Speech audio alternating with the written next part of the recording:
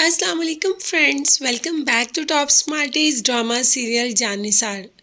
दुआ जब से हवेली पहुंची है कशमाला की आंखों में खटक रही है और कशमाला नहीं चाहती कि दुआ इस हवेली में क्या नौशिरवान की ज़िंदगी में भी रहे।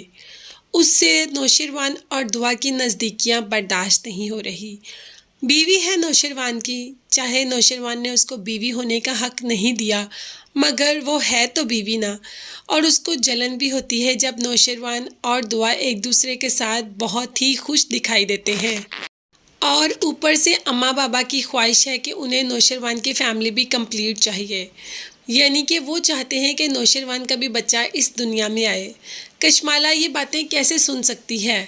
जैसे ही ये बातें अम्मा सही कर रही थी तो दुआ की आंखों में एक खूबसूरत सी चमक थी, जिसको नौशिरवान भी महसूस कर रहा था और दोनों दूर से आंखों ही आंखों में बातें कर रहे थे। और ये बात कशमाला को कदरे नापसंद गुजरी। इसीलिए तो दुआ और नौशिरवान को देखकर वहाँ पर गुस्से से सब कुछ पटक कर चली गई और कमरे में जाते ही रोना शुरू कर देती है। एक प्लान बनाती है दुआ को नौशिरवान की ज़िंदगी से निकालने का और एक बहुत ही ओछी हरकत करती है।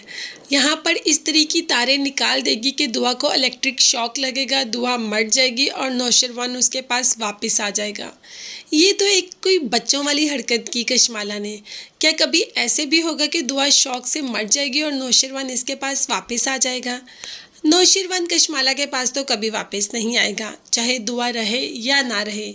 ये बात तो तय है कि कशमाला को वह कभी बीवी का दर्जा नहीं देगा। तो कशमाला ने कर डाला। फ्रेंड्स, हमें लग रहा है कि कशमाला ने इस तरह की तारें निकाली और दुआ को शौक लगा और दुआ उसी शौक से गिर गई। ऐसा कुछ भी नहीं।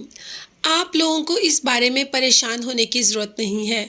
कशमाला ने तो जो हरकत की वो की और दुआ गिर भी गई, मगर दुआ यहाँ पर इलेक्ट्रिक शॉक से नहीं गिरी, बल्कि वो किसी और वजह से गिरी है। कशमाला तो अपनी जितनी भी चालें चल ले, उसकी कोई भी चाल कामयाब होने वाली नहीं। और अब उसने जो फजूल ये इस तरह वाली चाल चली, ये भी बिल्कुल भी कामयाब होने वाली नहीं। पीछे वजह तो कोई और है। रीसेंट बीटीएस से इस बात का हमें अंदाज़ा हुआ कि दुआ इलेक्ट्रिक शॉक से नहीं बल्कि खुशखबरी की वजह से गिरी। तो फ्रेंड्स, दुआ प्रेग्नेंट है, इसी वजह से वो चक्कर खाकर गिर गई और नौशिरवान चिल्लाना शुरू कर देता है और कशमाला को लगेगा कि शायद वो जीत गई। मगर जैसे ही हॉस्पिटल से आते हैं तो नौशिरवान हवेली में सबको ये खुशखबरी सुनाता है कि वो बाप बनने वाला है।